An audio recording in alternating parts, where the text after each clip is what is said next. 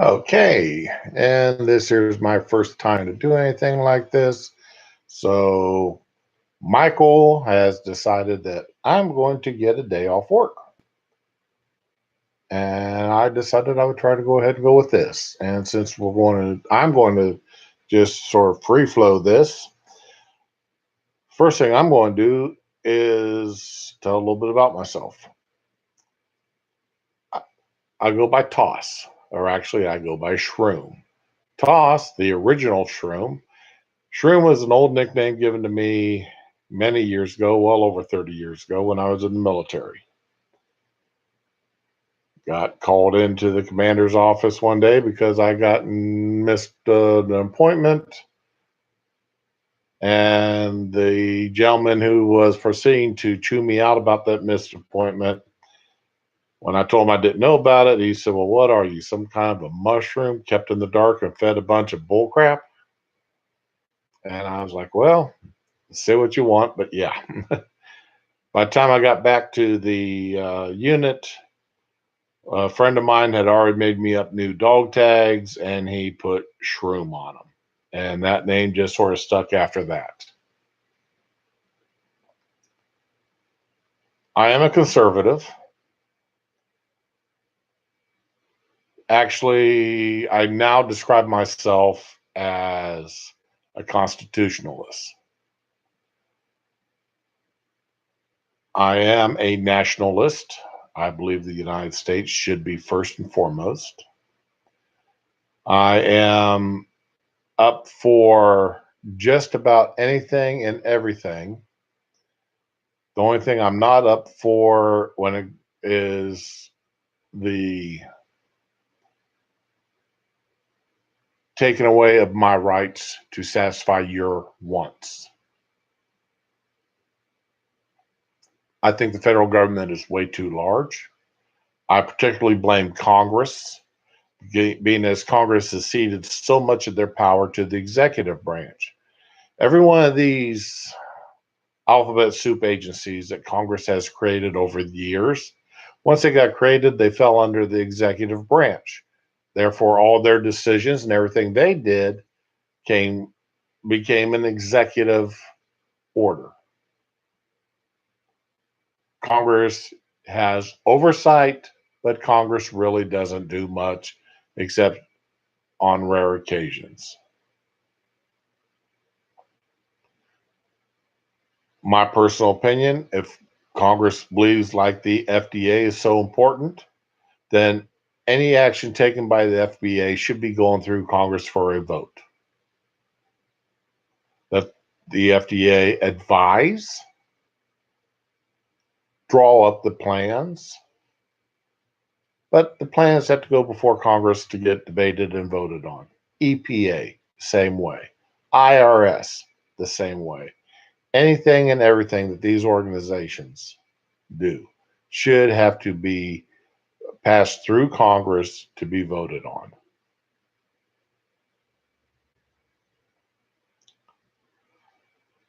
I'm a strong supporter of the police in concept. I believe that we need to have people enforcing our laws. I don't believe we need to have people sitting there intentionally looking for lawbreakers.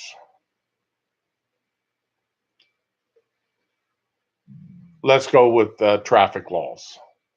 If traffic, the speed limit is 45 miles an hour,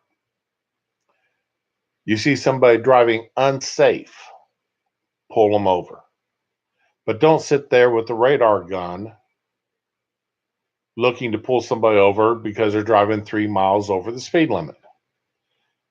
You see somebody driving too fast for conditions, they'd need a ticket. They're driving too slow and being a hazard, give them a ticket. You see people weaving in and out of traffic, brake checking. Okay, that's fine.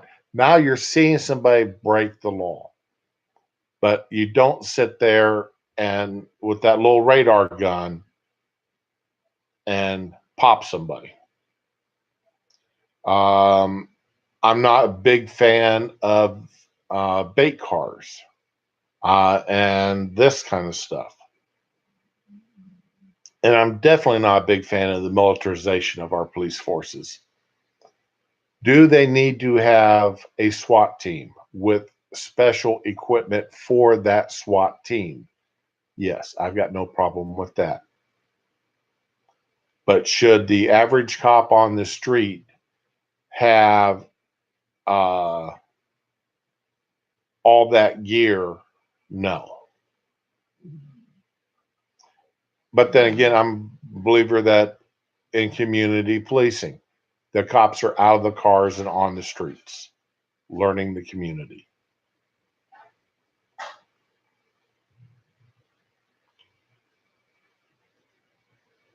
There's been a ration of police shooting dogs. And then say, well, I feared for my life, even though the dog may be on a chain or a 3 pound Pomeranian. No, I'm sorry. If the dog is on a chain, you back up. If you've entered somebody's backyard without permission, no warrant, no nothing, because you're chased in pursuit of someone, you can't shoot their dog.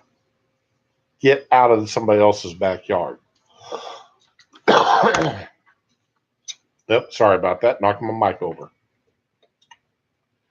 If you are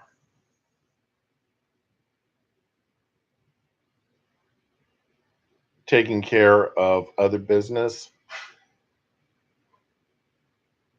treat the people you come in contact with respect. Remember, all these people that the police come in contact with, the police are their employees. They need to be, the average civilian on the street needs to be treated with respect. First Amendment. I am pretty much a free speech absolutionist, not to the extent that some other people are. I do believe that, yes, there may be a need for some limitations in certain areas. I'm a believer in fighting words.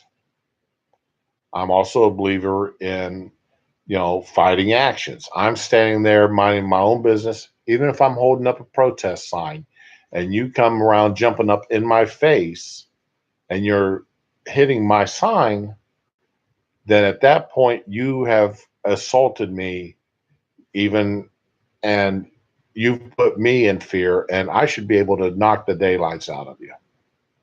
Now, if you want to hold a sign, you want to stand back at a distance, you want to yell at me from a distance, that's fine. Hey, more power to you.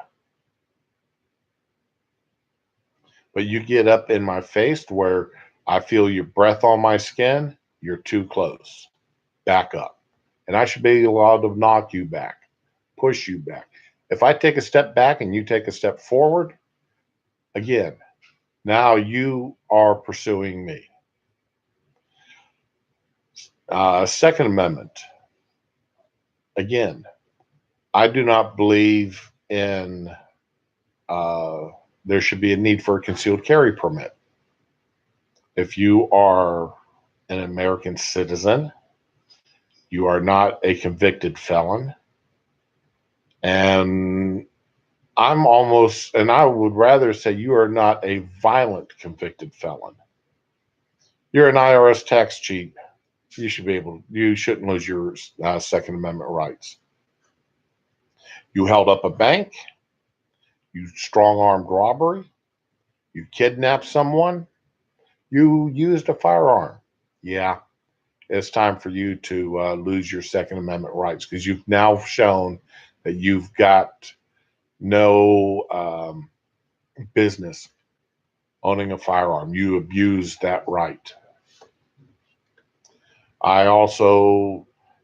There's a big push, say, like down in Florida, for automatic restoration of voting rights. Well, okay, but why stop it at voting rights?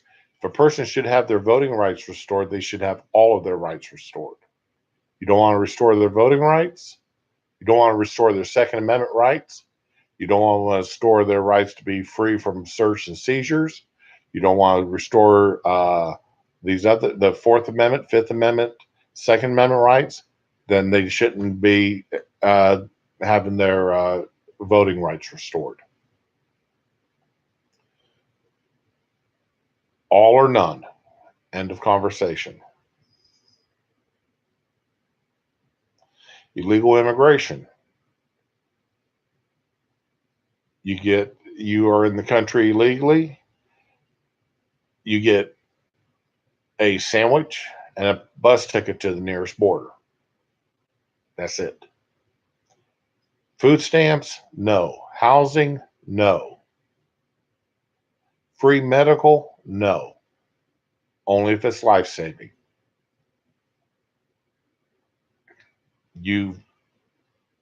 Other than that, you don't get it. If and definitely not the right to vote, even in local elections, definitely not the right to hold a government job, definitely not to be a member of the government. And definitely, Florida last year gave an illegal immigrant a law license, the ability to practice law in the country, in the state of Florida, legally. But they're not in the country legally.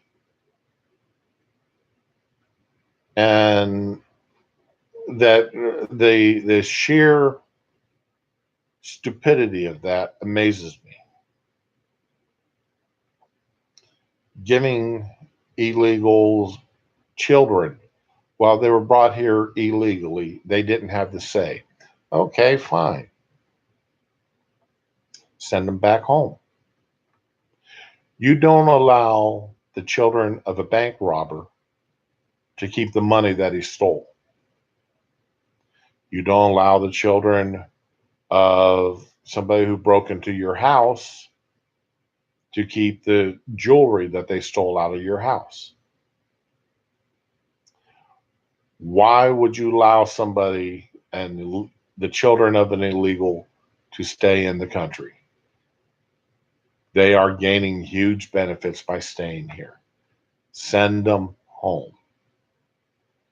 College tuition, they shouldn't even be accepted into any college that accepts government funds, let alone be given special grants, special classes, anything, special assistance in any way, shape, and or form. They are not here legally.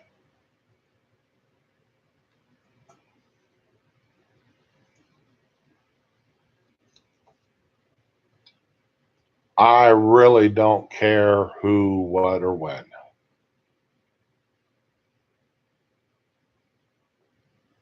Now, Hurricane Michael, from what I can see, is sitting out there quite a few miles off the uh, roadways. I'm not worried about him. I'm praying for the people in the direct path, praying that it never reaches a category 3, and definitely not category 4. But that's all to be seen.